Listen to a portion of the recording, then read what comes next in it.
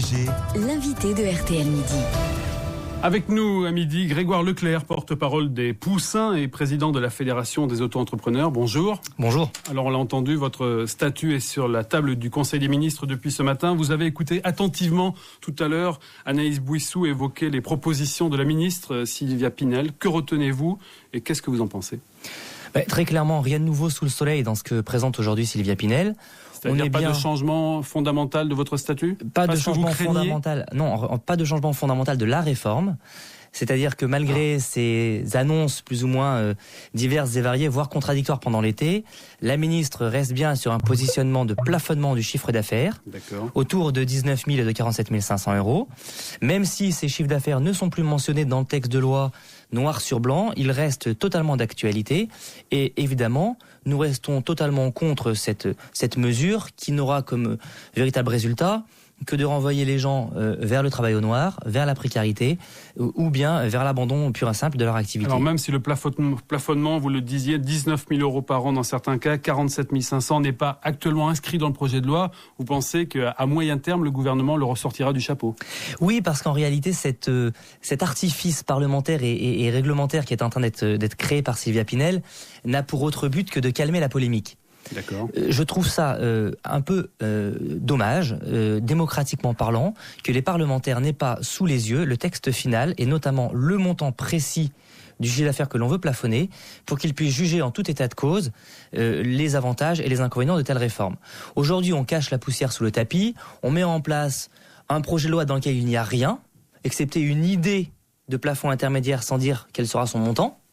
Et on renvoie au calendrier grec à une commission qui effectivement a son intérêt mais qui n'est pas encore statuant aujourd'hui. On renvoie au calendrier grec l'établissement d'un plafond intermédiaire. Et ça, ça prive finalement le débat parlementaire de vérité et de justice. Alors si le gouvernement souhaite mieux réglementer les auto-entreprises, les auto-entrepreneurs comme vous, c'est aussi parce qu'il y a notamment des artisans qui se plaignent de concurrence déloyale. Ils vous reprochent d'être exemptés de charges sociales alors qu'eux, ils doivent payer. Est-ce que là, il n'y a pas malgré tout des concessions à faire de votre part ?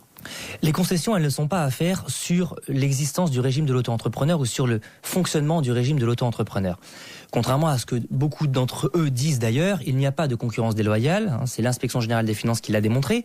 Nous payons beaucoup de charges sociales, 23% de cotisations sociales sur notre chiffre d'affaires, donc c'est assez énorme, c'est même parfois plus important que ce que payent les artisans sous d'autres régimes. En revanche, là où on a un travail à faire, une véritable négociation à mener, c'est sur l'élargissement de la simplification de ce régime aux autres régimes individuels. Ce dont se plaignent les artisans finalement, c'est de ne pas bénéficier de la même simplicité. Et je crois que le travail que veut mener François Hollande dans son quinquennat sur la simplification de la vie des entreprises rentre totalement dans ce débat-là. Mais le débat n'est pas de complexifier plus le régime de l'auto-entrepreneur au prétexte qu'il serait trop simple. Le débat est au contraire de simplifier les régimes qui sont compliqués pour que tout le monde puisse bénéficier de cette même simplification. Vous dites au gouvernement, regardez pourquoi ça marche, regardez pourquoi il y a beaucoup plus d'auto-entrepreneurs que prévu, même par le précédent gouvernement. Inspirez-vous de ces recettes. Tout à fait, c'est exactement ce que l'on dit. On dit, le régime a fonctionné, et c'est un des seuls régimes qui fonctionne depuis les 30 dernières années qu'on essaye de faire des choses sur la création d'entreprises. Il a fonctionné pour une seule et unique raison, sa simplicité. Il est lisible, il est facile à comprendre, il est simple. Il a mis le pied à l'étrier à 900 000 Français qui n'avaient pour une grande partie d'entre eux aucune appétence pour l'entrepreneuriat et la création d'entreprises.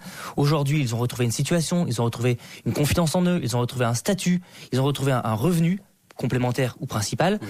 Et grâce à tout cela, on a finalement donné envie aux Français d'entreprendre et de créer ne serait-ce que leur propre emploi. Et ça, c'est fondamental. Après, j'imagine que beaucoup d'entre vous ont l'espoir de ne pas rester auto-entrepreneurs, de créer des entreprises, d'embaucher, de s'étoffer, de réussir, de grandir. C'est un peu la volonté aussi du gouvernement de limiter dans le temps ce statut. Ça aussi, vous leur reprochez de mettre des contraintes trop importantes ? En fait, ce que l'on dit concernant la croissance de nos entreprises, c'est qu'elles ne se décrètent pas avec un plafond ou avec une durée dans le temps. Que chacun soit libre de grandir à la vitesse qu'il a choisie. Un auto-entrepreneur peut grandir en 6 mois, changer de régime en 8 mois et créer des emplois en 2 ans. Un autre peut grandir en 4 ans. Donc cette limite de 2 ans vous paraît fictive. Elle est absurde. Mais pourquoi pas 18 mois? Pourquoi pas 45 ans? Il n'y a pas de raison qu'une entreprise ait grandi au bout de 2 ans. Ça n'a aucun sens. La vie d'une entreprise, c'est lié à énormément de critères. Le portefeuille de clients, le secteur sur lequel vous êtes, la taille de votre marché, la manière que vous avez de vendre, de vous développer, etc. Donc c'est beaucoup plus subjectif et beaucoup plus complexe que ce qu'on voudrait le faire entendre avec une limite dans le temps. Vous avez entendu, il y a même des gens de gauche maintenant qui disent on a eu tort de supprimer la défiscalisation des heures supplémentaires. Vous aimeriez qu'il y ait des voix à gauche qui disent aidons les auto-entrepreneurs au lieu de leur mettre des bâtons dans les roues? Alors non seulement on aimerait qu'il y ait des voix à gauche, mais on a déjà des voix à gauche qui nous soutiennent. Et je rappelle que Ségolène Royal a pris position il y a quelques mois concernant cette réforme en disant les poussins doivent être entendus. On a un député du parti de Sylvia Pinel, le PRG, qui a pris position par communiqué de presse la semaine dernière en disant entendez les poussins, ils ont raison, ne déréglementons pas tout, mais ne bridons pas la croissance non plus. On a 2 sénateurs socialistes qui ont rendu un rapport de la commission d'application des lois il y a maintenant 1 mois, qui disent attention, ce régime, il est précaire, il est instable, il a énormément d'évolution dans les 4 ans et demi, ce qui fait qu'il faut le stabiliser. Donc on a des voix à gauche qui nous soutiennent et j'espère qu'on en aura plus. Merci beaucoup Grégoire Leclerc, président de la Fédération des auto-entrepreneurs, d'avoir accepté l'invitation d'RTL Midi.